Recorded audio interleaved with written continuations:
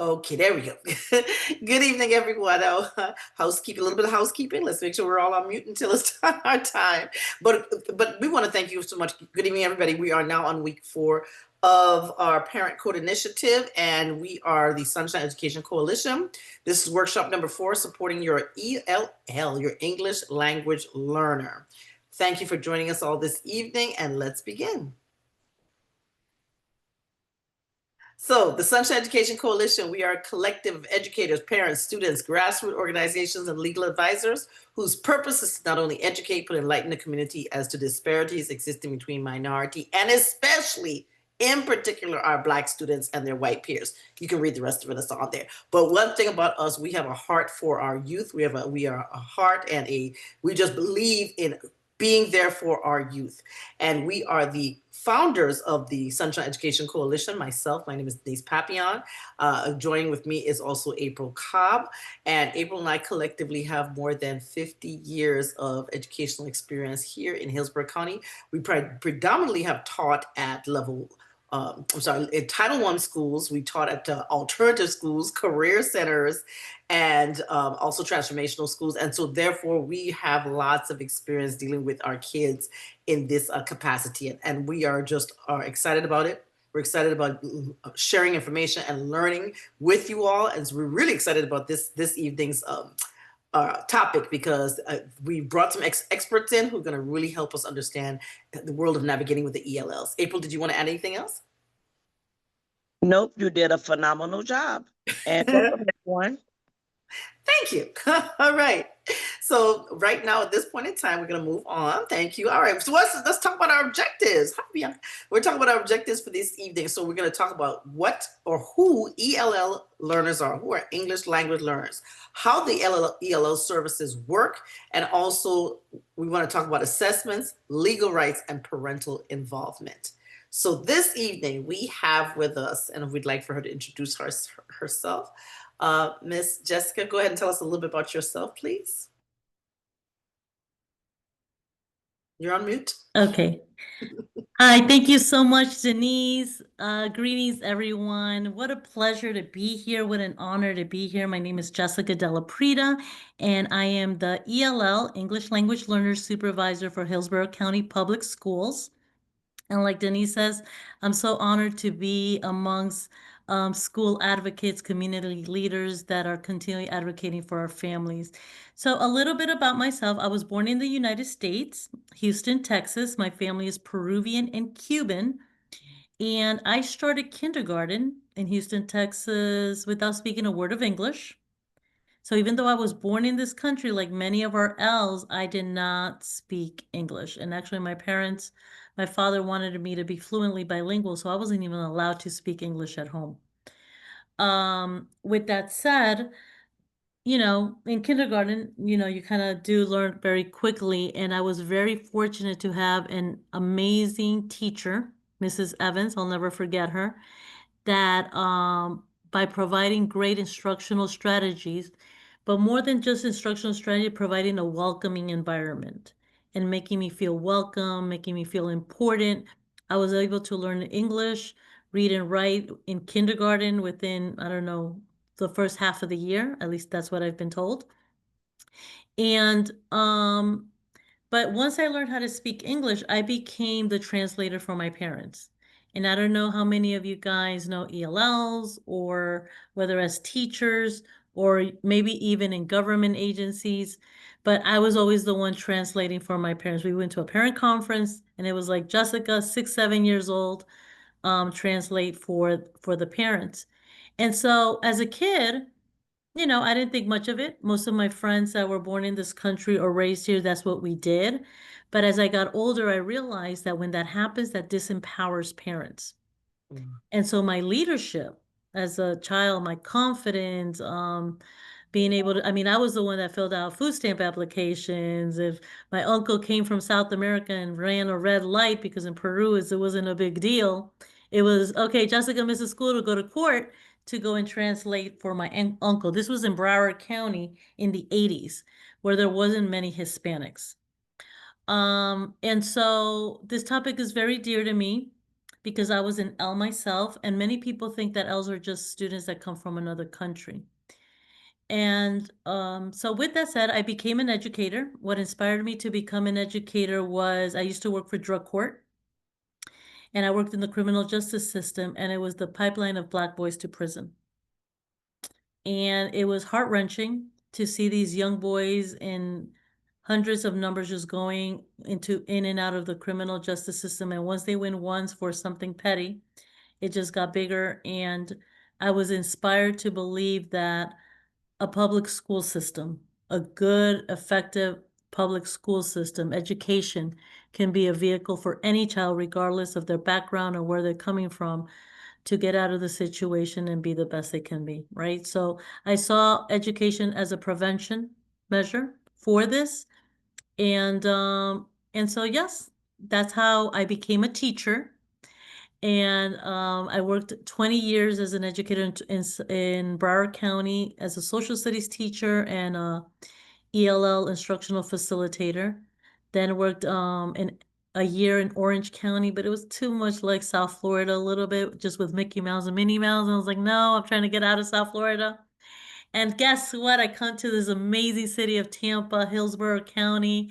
And I was hired 3.5 years ago as the Hispanic and Multicultural Outreach Coordinator. I really wanted to be the African American coordinator because just African American history is something that has always fascinated me. Um, but in that role, I had the opportunity to meet so many amazing people, with community partners. And then the opportunity came to be the ELL supervisor, and here I am. And so I'm your humble servant in whatever way I can serve and bring people together and advocate for our families. We definitely thank you and appreciate your knowledge that you're bringing to us. So we're excited to hear about your presentation. Tell us all about the ELL. Go ahead. Okay, so here we go. And does everybody understand English? I think so. Yes. Okay. So for those of you, whether you have a child in the ELL program, or whether you're a teacher, or whether, excuse me, or you might end up with family members. And again, sometimes in Tampa or Hillsborough, keep saying Tampa, in Hillsborough, the largest number of ELLs are Spanish speakers. I think it's almost like a Florida thing, I believe, but definitely here in Hillsborough. And sometimes there is, I shared the wrong page. Sometimes there's the belief that, oh, okay, let's do everything in Spanish because it's ELL. And what I love to remind people is that it is English language learners, which means it could be Spanish, it could be Chinese, it can be Arabic.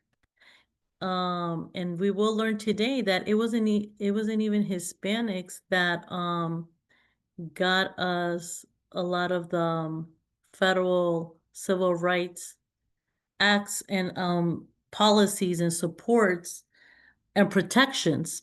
It was actually the Asian community. And all the other ELLs have benefited from that. So again, so this PowerPoint is empowering families of English language learners, because what I've discovered a few decades after that child being 6 or 7 and translating for my parents is that decades later, that hasn't changed much, right? That continues to be the same story. And there's a lot of things in our situations in our public school system that after decades, I realize haven't changed. So this is why I'm very grateful to be part of this community, because I definitely believe here we are those agents of change. And I guess you guys will let me know if there's any questions or comments in the chat, because I can't see it right now. Okay, so here we go. Okay, so the first thing I'm going to ask you is to put in the chat your name, the country from where your family's from, and if you have a child in our school district, the school, or if you work in one of our schools. And I always like to ask this country because the United States, or the whole American continent for that matter, I always tell people from Canada all the way to Chile, everyone really came from another country. right? And Native Americans, we call them here Cherokee and the different tribes. But racially, Native Americans were in Canada and we're in the Caribbean and we're in South America. So all of us, our ancestry comes from another country. Some of us can trace it, some of us not so much. So I see here Miss Denise Papillon. She says U.S. Virgin Island, educator in Hillsborough County. How exciting. I love the islands.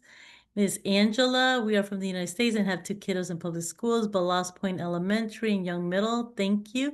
Angela, I think you're one of our PSP graduates. Pleasure to have you here.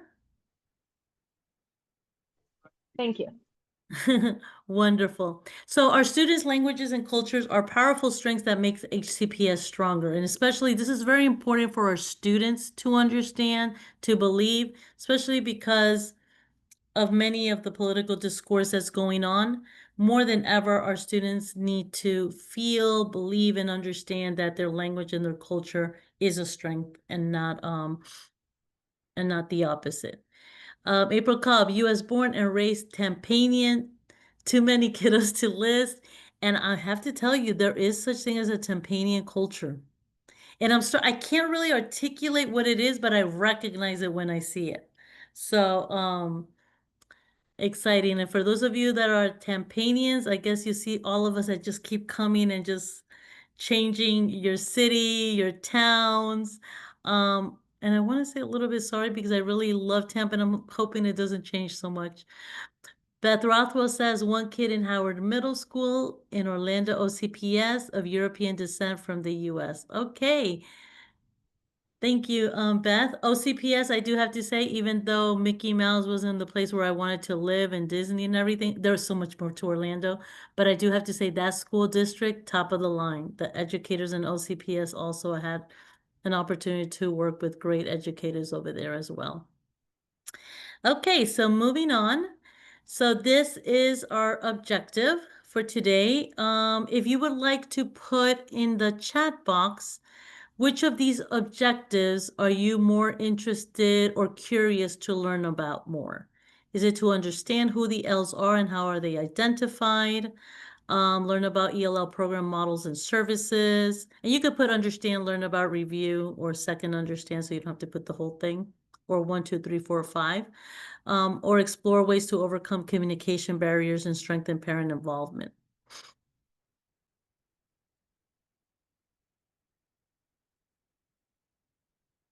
Okay, so April Cobb says, April, is that the first understand or the second one? Understand legal protections. The second one. The second one, okay. I used to lead parent-school partnership, and that was always very interesting. Okay, so we are moving forward. Okay, so who are English language learners? And we call them ELLs. It went from ESOL to now English language learners. Students learning English while developing academic and content knowledge. This is really, really important because something that has happened is that we hear students already speaking English and we think that's enough, but social English, you could get it even without a teacher because you're going to get that by socializing with your friends, right? But you're learning English while developing academic content knowledge. And Denise, you're an educator. So that is a challenge. How do I do that, right? How do I get the student that doesn't speak English and ensure they're still learning algebra? They're still learning how to read and how to write? Because you imagine an L that comes in second grade, and all we did was trying to make sure they learn how to speak English. By the time they get to sixth grade, they're behind in reading, writing, math. In high school, most of my friends were L's, not one went to college. Not one went to college. They did not have the skills necessary to go to college.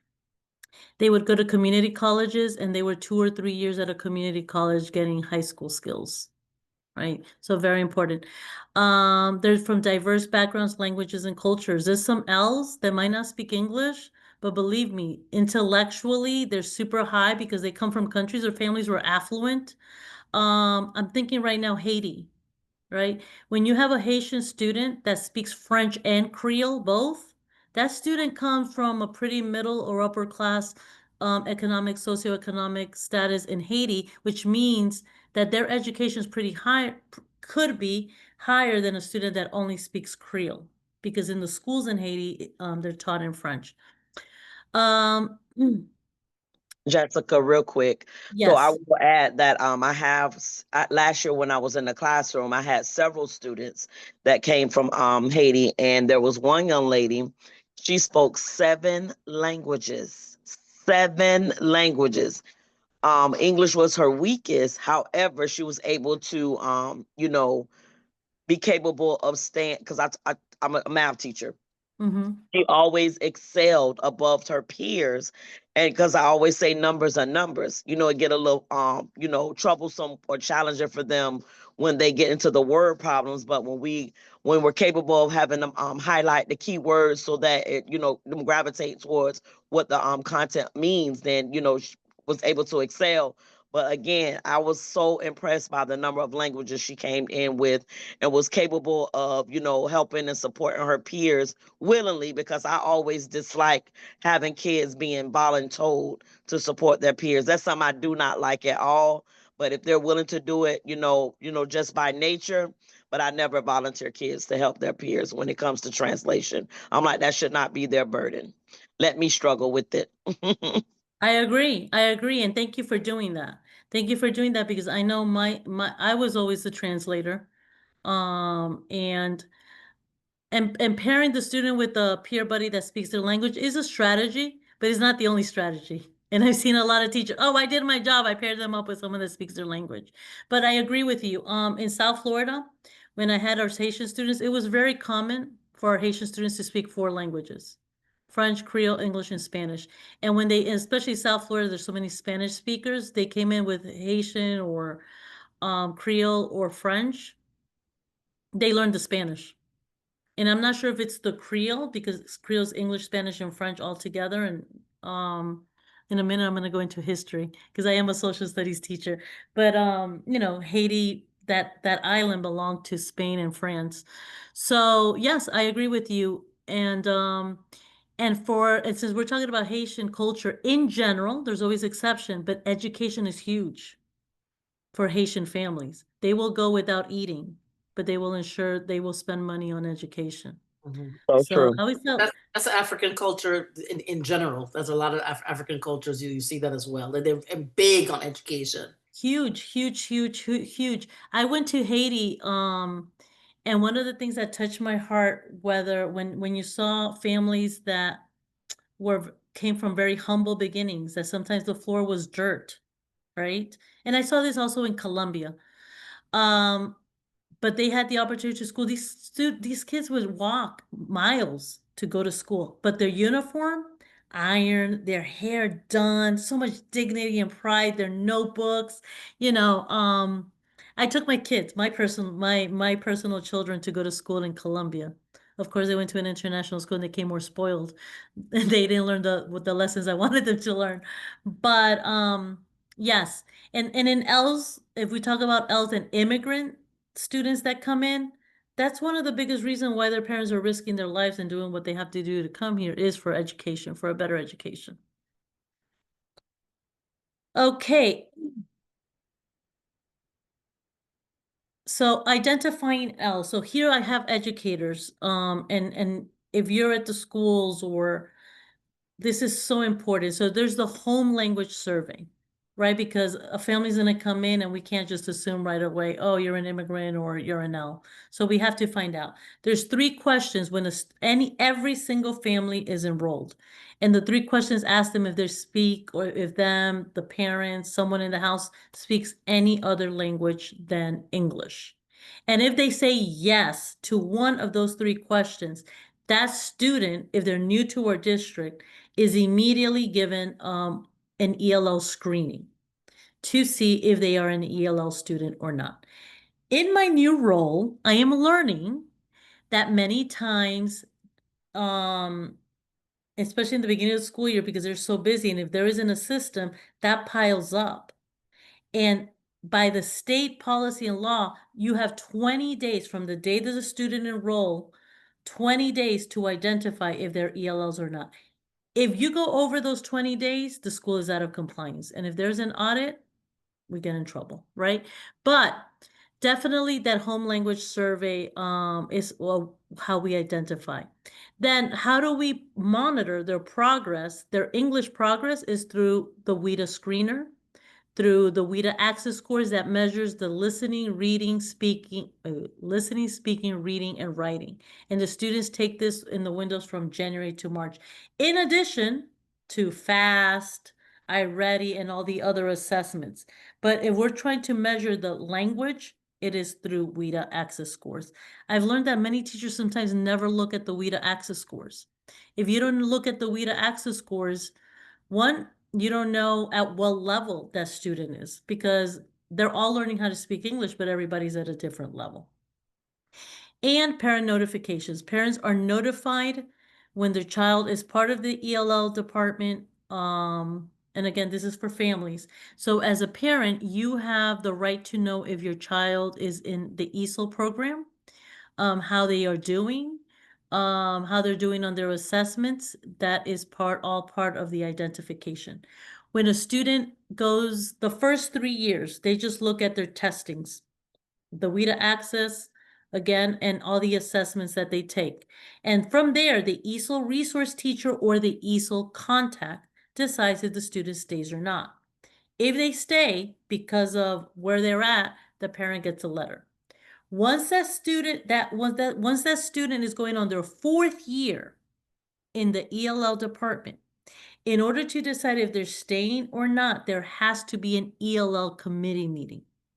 That means that 3 people, 2 at least staff members from a school, and a parent is invited, kind of like an IEP, where you sit down and you look at the scores, because let's say a student's not progressing and they're not moving, but they're already going on 4 years, then maybe we have another situation here. Maybe it's not language, right? Maybe it's something else. So parents, there's different ways of identifying and monitoring that progress in language. So Jessica, Okay. really quickly. So back to your to the WIDA testing. Mm-hmm. I'm gonna be transparent here. So in all my years of being an educator, yes, we take the ESOL requirements in order to be in alignment for your certification. However, there's never been deep dives in all my career when it came to the explanation of the home language survey, the English language learner proficiency screening. The only time it became more of the forefront for teachers is when the WIDA test comes up, but then there's no backtrack for another deep dive for the explanation of what that means. So it is assumed. I probably would say it and would stand firm on saying most educators, we just get the score and a lot don't know what to do with it. We just implement the strategies that we will learn in those classes. And for me, that's over 20 years ago. So I think that our district needs to start doing more of um I love online classes, but this isn't an online class, and I'll just leave it at that. This is where those fidelity checks has to go back in specific schools where you have more than, I would say, if you got more than 25 to 30% of the student population is ELL students, we must do our due diligence to go back and do deep dives and fidelity checks and efforts to make sure that the staff clearly understands the impact that this have for our students. April, thank you. Thank you so much for that transparency, for bringing that up. Like I said, I've been the ELL supervisor now for 3 months. Melissa Morgado, my director, has been in a year and a half, probably going on the 2nd year. And that is that we have noticed that. And one of the things that which now has to change, is definitely the ESOL endorsements, but that follow-up training. We have to get recertified every 5 year. PD is very important, is critical, followed up with some coaching. Right now, I was at a meeting recently with coaches in different content areas. And I just said, for the literacy coaches, I go, when you go through your walkthroughs, do you ask? I mean, who are your L's? Do you pay attention? Who are your L's? Are they getting the accommodations? It is law. Now I think things probably will change. I'm hoping. Well, it's definitely going to change because the leadership and the team, we're advocating for that and we're doing what we need to do. It probably has to start also with increasing the team because right now it's one supervisor with 3 DRTs for K through 12. But with going to what you're saying, we did offer trainings this summer and we did have the first summer institute that included bilingual paraprofessionals with the ESOL resource teachers to get training in ELL strategies. And even though to me that should be common or that should be a given, but what I've learned or what we're seeing is that many of our bilingual paraprofessionals that are there to support small groups and help students, they are being used to translate.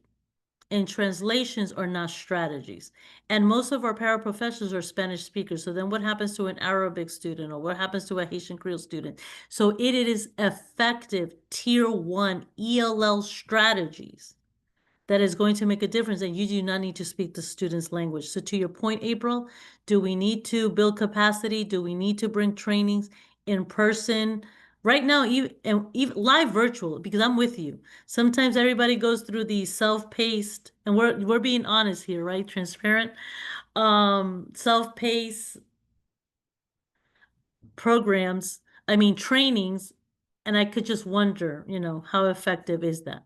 Now, where I will challenge something that you said, I agree definitely that where you said, believe you said 25% or more L's, we should do our due diligence to do a deep dive.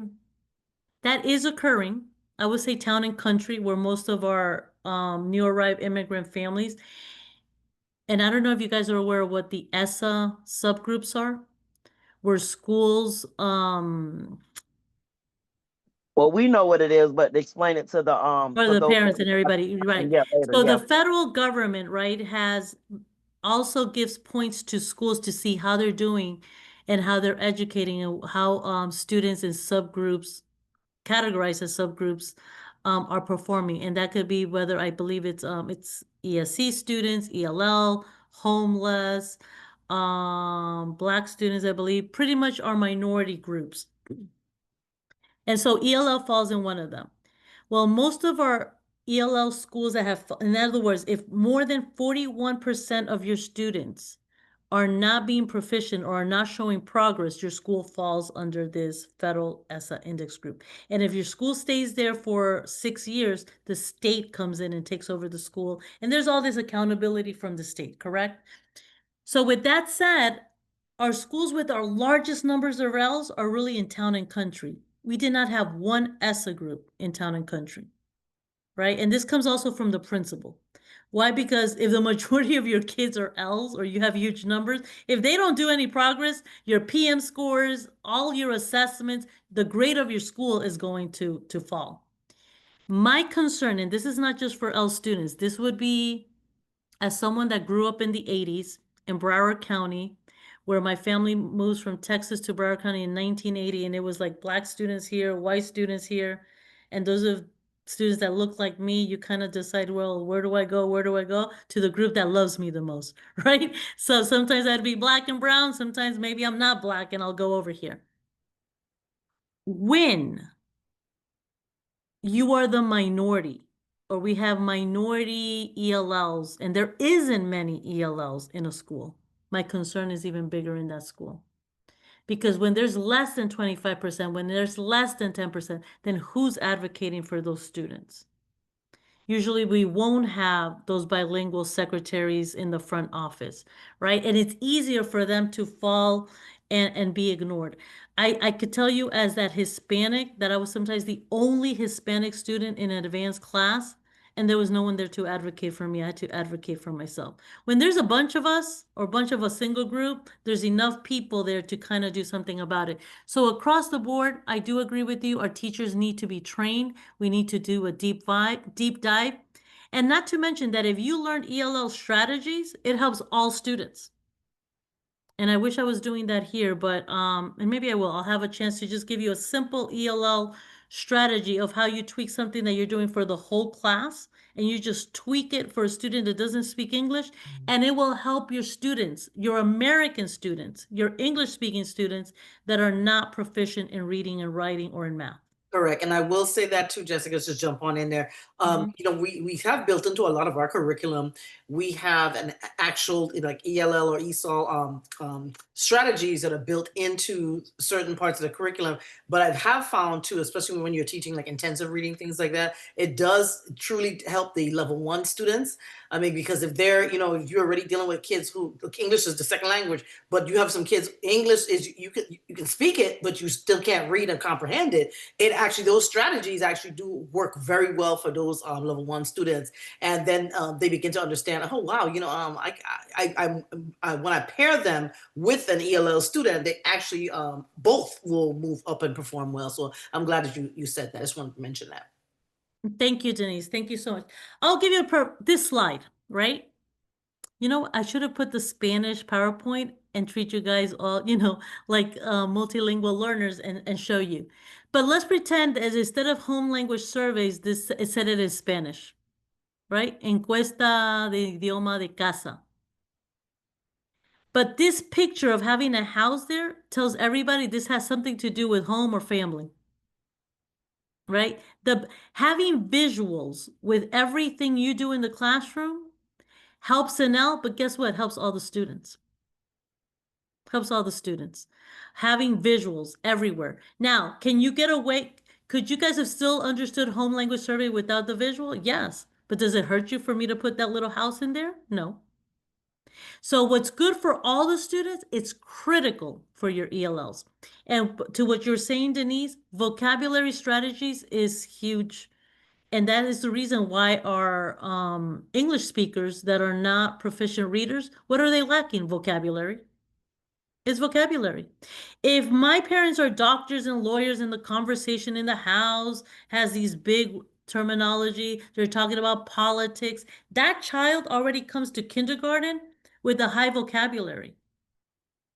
But if the parents at home don't have that level of education and the conversation is different, or in the case of an L, it's not there at all, then that student's already going to come to school with less vocabulary, which means that it doesn't mean they can't learn.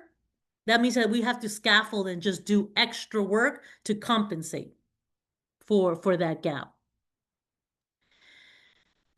Okay, so ELL program models, dear parents. Sheltered instruction within general classrooms. So in Hillsborough County Public Schools, we don't have a separate class necessary, especially in elementary for ELLs. It's in the general classroom. You're supposed to be receiving ELL strategies. As a parent, if that is not happening, you have the right to advocate and come and ask, are your teachers ESOL endorsed? And if they're ESOL endorsed, are they being held accountable or do they have the training necessary? So what you just spoke, April, that teachers might not have that knowledge or have that training, parents can advocate that the teachers at their school get this training. As a parent, you have the right to advocate. In Hillsborough County, we have the ESOL push-in support. What does this mean? So in most elementary schools, I would say almost all, if there's at least, I think, 60 ELLs or maybe even less, if there's 16 ELLs of one language, that school qualifies to have a paraprofessional. When there is a paraprofessional, this is a teacher assistant that comes and supports and helps these students. They are not supposed to be pulling the student out of the classroom. They are supposed to be going in the classroom and helping the student in the classroom. Why? Because if you pull them out, the student is losing instruction. You're losing the opportunity of them listening to the language. And the paraprofessional also benefits of being in the classroom because she or he is seeing what the teacher is doing and can model that work with the student. So a correct push-in model is what we promote here in Hillsborough County. Bilingual support where available. Yes, is it nice to have someone that speaks in that language? Of course. Does it make things easier? Yes. But we should not be relying completely on that because the fact is that in Hillsborough County, we have many languages and Spanish is not. And also, we were talking about our Haitian students. In South Florida, we didn't have a lot of Haitian Creole, not at the school where I was. Everybody spoke Spanish. You go to Miami, it's almost like, well, now it's different, but so our Haitian students sometimes would get the English faster because things were not translated for them, and they had to struggle a bit with scaffolds and support, and that helped them also to acquire the language. Collaboration between the ESOL resource teacher and content teachers. I sometimes get surprised that the ESOL resource teacher doesn't lesson plan, doesn't collaborate, is not in the conversations with all the other teachers. And sometimes there's this concept that the ESOL resource teacher, all they do is do the access testing, the WIDA access testing, the compliance piece of work. But we are training these ESOL resource teachers with ELL strategies for them to build the capacity as well in the schools. So for those of you like Denise, go back to your school, find out who's your ESOL resource teacher. Include them in your lesson planning, include them in your PLCs. Go to them when you need assistance.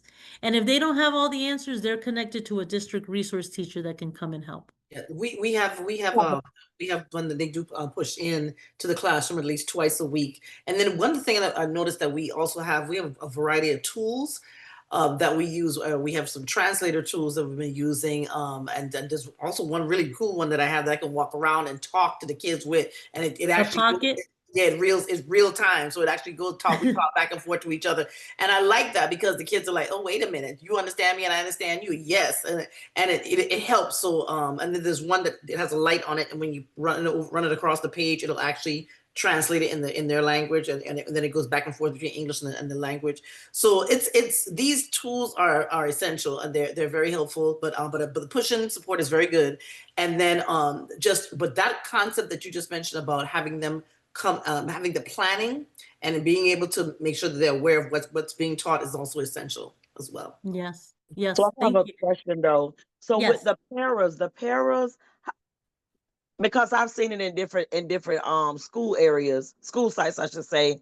You will have some school sites where the para is very visible. I will use that word. And then you have at some school sites to where the para is not as visible on the campus because they are doing a lot of the testing for weeks at a time. Like how what is the district doing as it relates to that in efforts to make sure that the children that are supposed to be receiving the services in the classroom are not, getting what they need because they're so the para is being pulled in that capacity for, I mean, sometimes it could be like up to 2 months almost. Definitely when it comes to WIDA access testing, and that's usually like in January to March. Again, that differs from school to school. That a lot has to do with administrators. Right now, as we speak, um, it is the principals that do the hiring. Is they are part of the staff of the school. So like everything else, um, sometimes we'll have coaches that should be coaching, and they're, I don't know, monitoring the hallways. But again, that falls on the principal. What are we doing? We're definitely training administrators. We're training regional superintendents. We're letting them know what the paraprofessionals are supposed to be doing. And like I said, one of the things that I was surprised when I came to this district was that there had never been ELL strategy trainings for paraprofessionals. Right. And I have to say that before this role, I used to lead Parent School Partnership, which was a parent training on empowering parents on how to navigate the school system. And one of the areas where parents started to advocate was of how they were using paraprofessionals at their school. Because one thing paraprofessionals, at least in ELL, I see a lot, they are very close with the families. So when the families find out that they're not, again, as a parent, you have the right to advocate. My child is an ELL. They have the right to get this ELL push in support in a small group. Is my para doing that? And as a parent, also as an educator, you have the right to bring this up as well. So as educators, you have the right to bring this up in your staff meetings. As As an ELL department, we don't have that authority over a principal. That would be chief of schools and regional superintendents that are over principals. But we're definitely making people aware. And we are definitely, I always say that paraprofessionals are the heartbeat of the ELL department. They're the ones for a new coming student that comes from another country. A lot of our students, South and Central American, Caribbean as well, sometimes they migrate here. If they came undocumented, their parents were caught, they're here now by themselves, or they're here living with an uncle or an aunt. That paraprofessional becomes like an auntie to them in the school. And they get paid pretty much almost minimum wage. So paraprofessionals that are doing this work is really because there's a heart and passion for the children and the families. But thank you for bringing that, April. And for those of you that see this, when you see it, you have an opportunity to advocate. Paraprofessionals are supposed to be there for instructional purposes, right? And to communicate with the family. And translating, you can do that here and there, right? But that is not the main reason why they're there. And now it is our duty as a department to train them and build the capacity in them to be able to perform those strategies, and also for the ESOL resource teacher at the school. Okay, so how are services delivered? So instructional accommodations. And I'm just gonna two simple ones that even though they're simple, they're not used effectively many times. And as a parent, you want to know this so you can have that conversation with your child. One important instructional accommodation that ELLs have is that they have extra time when they're testing. Okay.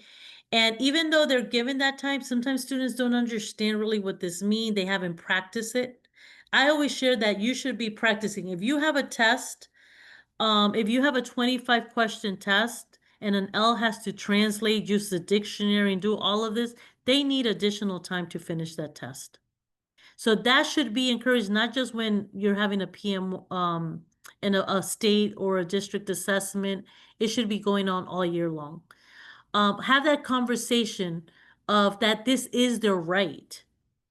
I used to teach civics, and 75% of my ELLs, some of them arriving the same year, passed the civics EOC with a 3 or higher. Was it easy? No. But knowing that they had that extra time, a lot of our ELLs Christmas tree a test because it becomes so overwhelming with them. So that's why it's so important for them to learn strategies, to learn vocabulary strategies, to use those graphic organizers, to know how to chunk information. All of these literacy strategies that we use for our English speakers, we're doing it for our ELLs as well. The other one that's huge is the use of a bilingual dictionary and a content glossary. Okay.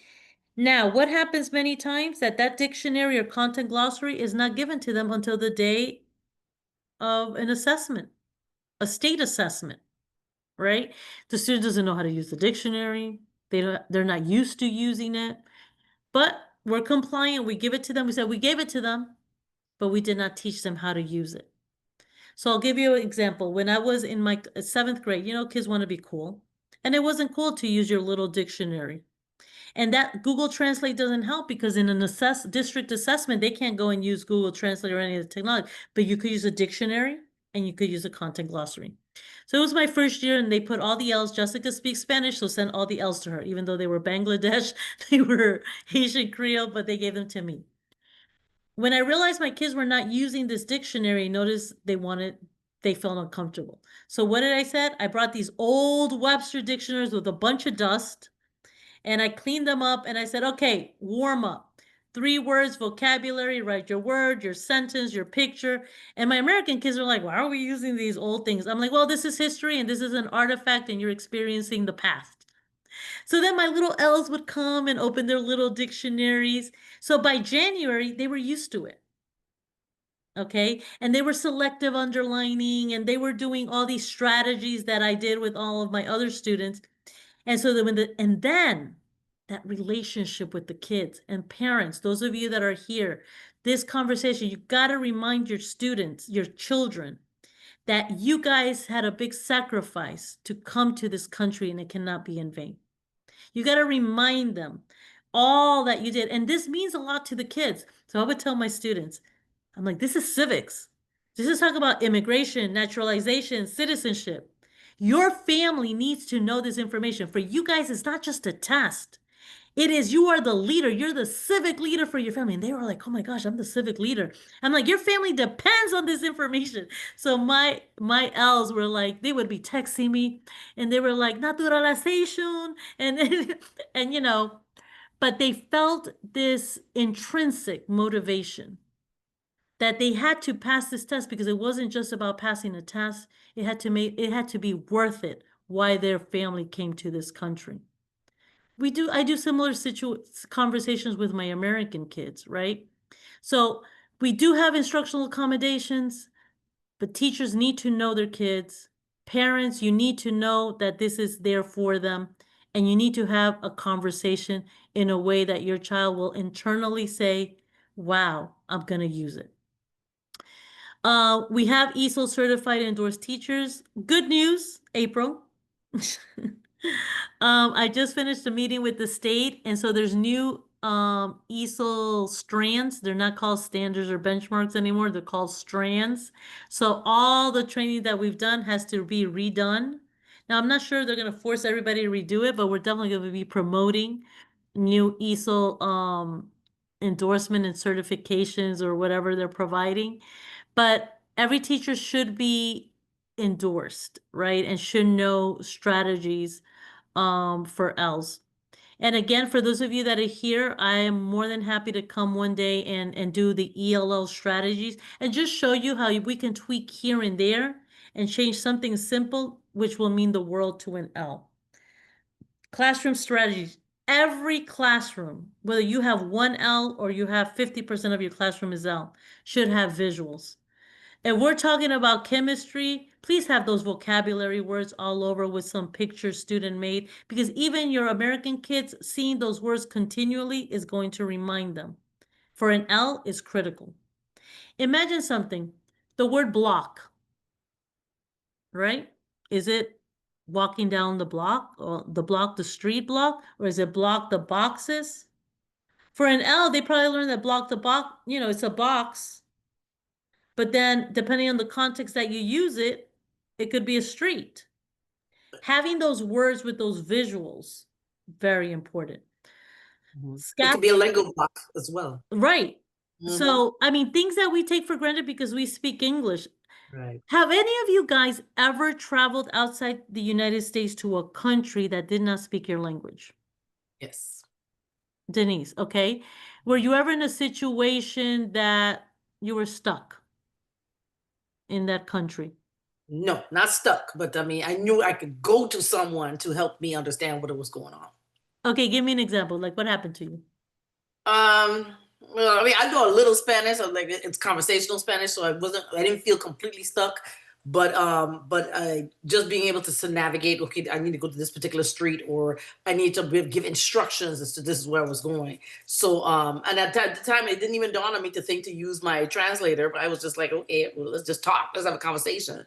So that was pretty much what that was. I did not feel pressured though, because I had some base words in there. So once I had a base vocabulary, I could pretty much wing it. Okay. Wing it. Okay, all right. Well, you were confident, right? You knew you could go talk to someone. Sometimes our students will not feel confident, especially and so creating a classroom where a child can feel welcome and confident to be able to come to you and say, Miss Papillon, Miss Cobb, no entiendo, help me, is so important. I was in Haiti and I was in a market. And the person that I was with, because I always walk away and I forget that I'm with a group of people and I'm always lost. Or they lose me because I don't feel like I'm lost. But I found myself in the market and I was lost. And I don't speak Haitian Creole and I don't speak French and they didn't speak Spanish or they did not speak English. But I remember it would be with signals. I was like, me, and I was like, cry. And they were like, ah, ah. anyways, my point is they knew, maybe that actually wasn't that very smart because I could have been robbed.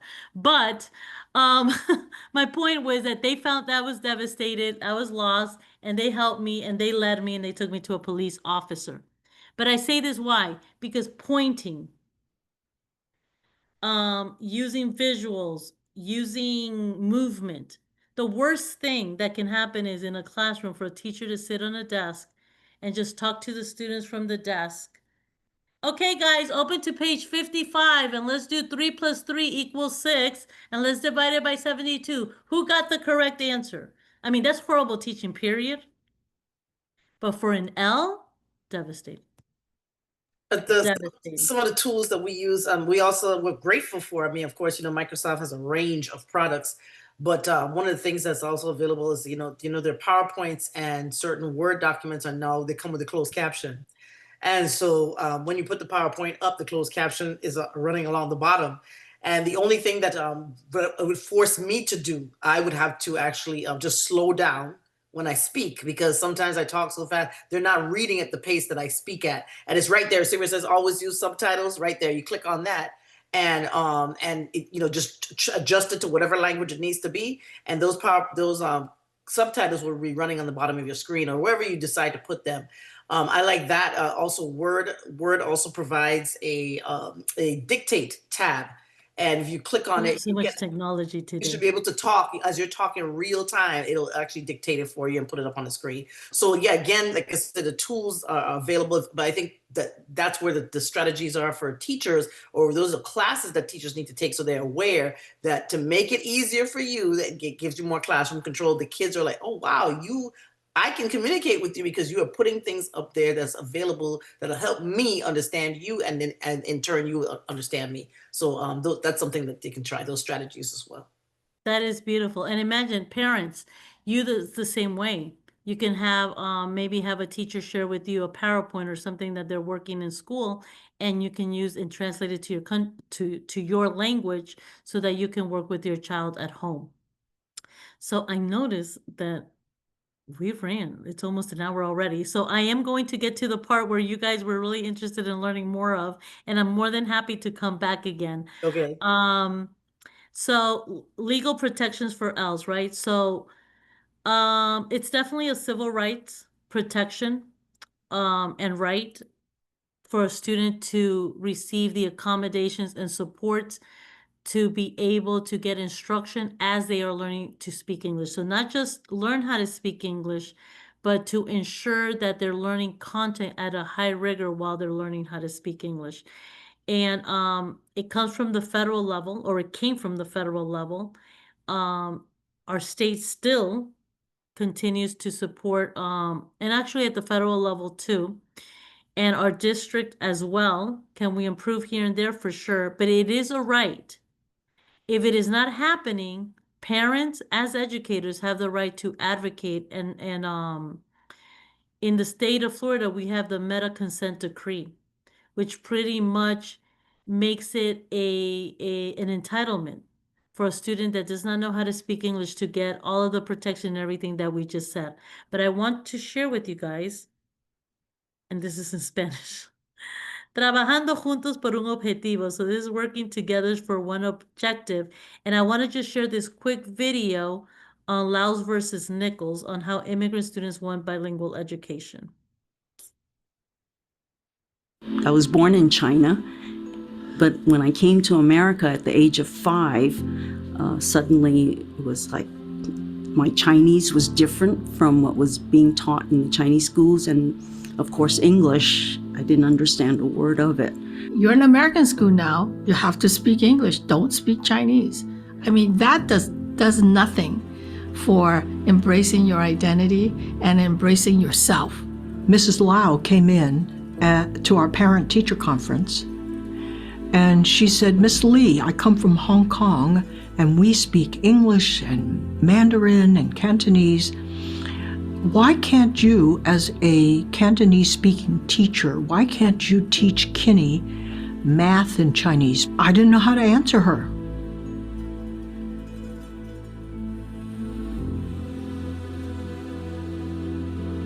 Our numbers There was also about 3,000 Mexican Americans who speak only Spanish in the school district. So the school district just did not know what to do. Their attitude is that these children brought their problem, their non-English speaking background, into our school district, and we can't do a thing about it.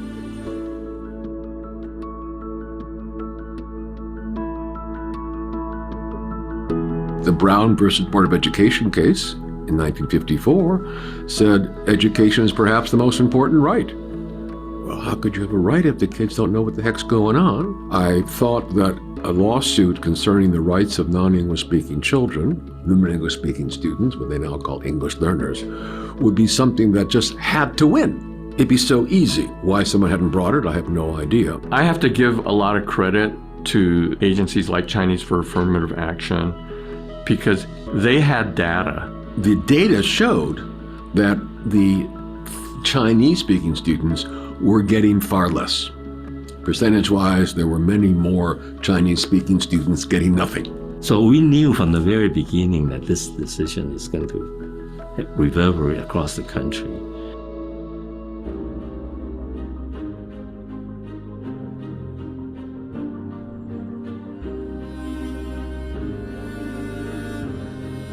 I had KCBS on, and the 8 o'clock news, the lead story, U.S. Supreme Court rules for Chinese-speaking students. I won, I won, I won! Lao won. Now we can have more bilingual programs. Then everybody said, oh yeah, let's do it.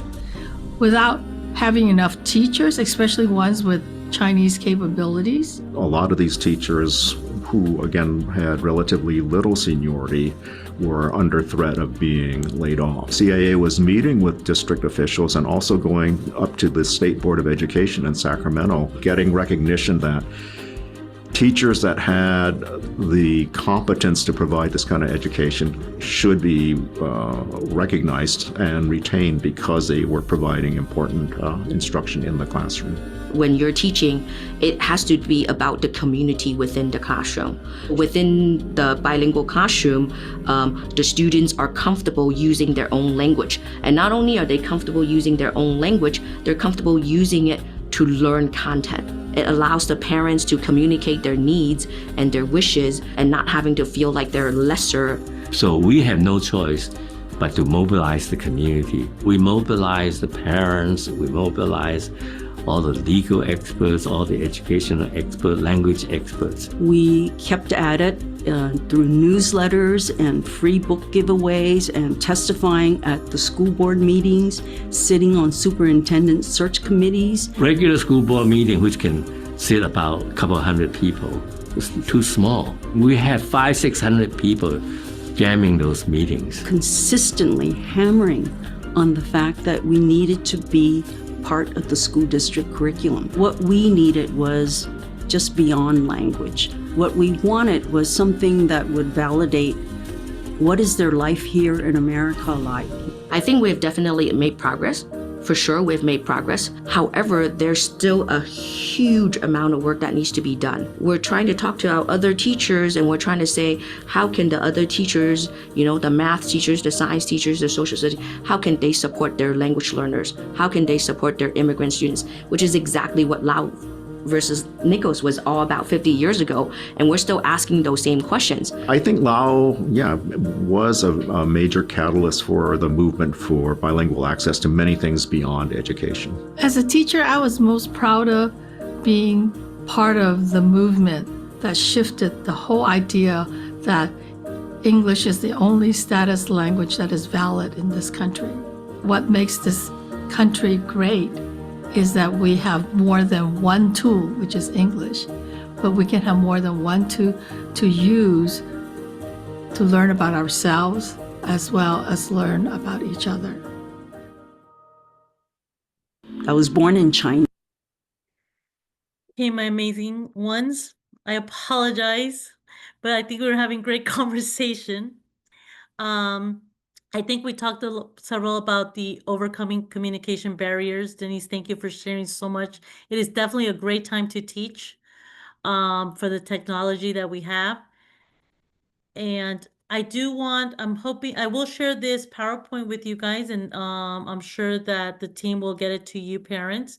But there's this bilingual line, and there is a family community center in Town and Country, which is for all parents, American, immigrant, ELL, and there's all types of services. If you're new to Hillsborough County and you need a place to connect, you're having difficulties in the schools, please go to the Family Community Center. There's also our school district has a page for parents on how to advocate. This says in Spanish, defienda a sus hijos, is advocate for your children. And there's all types of resources, not to mention the protocols of what you can do when you're having concerns. Talk to your teacher, to your child's teacher, to their assistant principal, to their principal, to the regional superintendent. There's an order if things are not getting resolved for you. Parent involvement is very important. Schools have the Parent Advisory Committee, which is PAC. It's kind of like a PTA, but for ELL families. You can monitor your child's progress through Canvas, report cards. Communicate with your teachers and counselors, especially those of you in high school, counselors. At-home supports, reading, bilingual resources. Ask your teacher, find out who's the ESOL resource teacher at your school, and they can also share with you resources that you can use at home. And we cannot play this activity right now. Parents, a lot of the Brown versus Board of Education, a lot of the changes that we have, and we still have a long way to go, it has been because parents have come together. And I come here to an end. So there is a survey that I would be more than happy if you guys can just give me your feedback. I know definitely the next one will be to make sure it's shorter or we schedule it longer, but I do appreciate everybody's collaboration and engagement. Okay, and this is the end of my presentation. Thank you so much. We learned so much in this space of time. I want to thank you. Let me throw my little wait a minute, hold on. Let me throw my little with the thumbs up and start and cheers and hearts and all that. Thank you so much.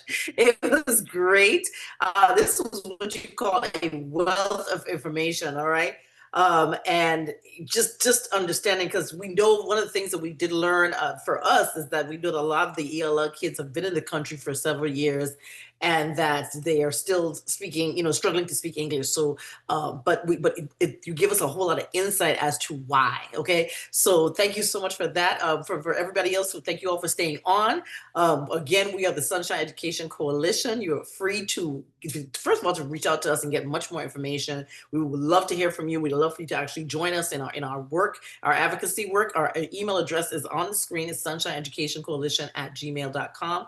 And please feel free to visit us on our website at www.sunshineeducationcoalition.org. All of our past program, I got a brain fog, April help me out. Everything that we've done in the past, for example, our panel discussions, presentations of this nature, all of it is on our website. You can go back. Also want to see us on Facebook. Everything is there. April, go ahead, jump on it. I said you was having one of those moments. I was. That you're ready to go lay down. So again, we thank you all for joining us tonight. My Wi-Fi is so glitchy, so I apologize for having to go off the camera. But I will say thank you, Jessica. It definitely was a wealth of information. And please don't take my questions as derogatory. I'm just directing my things I've seen over the 20-year capacity. Look, so it just be no, I love it. So I will listen, if we don't have these type of conversations, change can't happen. I agree. We need to be transparent. We need to ask those difficult questions, and the best I can do is be honest as well. Right. I think if we're honest from every single side, obviously we're all here because we want to advocate and we want to do what's best for our children, for our school district, for our public school system, and we just need to be transparent. I agree. Just for teachers or parents. I agree. So we definitely will come back when we have our Black History Month, because a lot of times it is assumed that cultures and races and all those good things don't mix, but yeah, they do. So we definitely will come back around during that time frame, because again, we host a series every year, and it definitely is primarily focused on bringing a wealth of information to the parents. And we just got to get to a place where we all collaborate. That's just the best way to put it. We use collaboration in theory, just of words a lot of times, but this is collaboration right here. Being intentional about creating spaces where we blend and bring knowledge to, like you said, not only that will impact the ELLs, but they also impact all children. And that's our primary focus. So we thank you again. Thank you so much. And please invite me during Black History Month. I do a Black and Latin America series. So if you ever want me to bring something, or Afro Latinos, because those communities and those students, imagine, sometimes they're either getting the best of all the worlds, or they're getting the barriers and challenges from everyone as well. Because even within our Hispanic or ELL or immigrant families, racism is still there, right? Yep. And so I'm very passionate when it comes to Black Hispanics as well. Okay. Thank you. Thank you so much. We really appreciate you. All right, y'all have a Thank you. I wonderful appreciate evening. you guys too. Again, thank Amy you for will joining have the us. PowerPoint, and I just realized all my contact information is on the last slide. I just felt bad that we've been over. But anyways, have a great evening, everyone. Thank you so much. Bye. Thank you. Bye.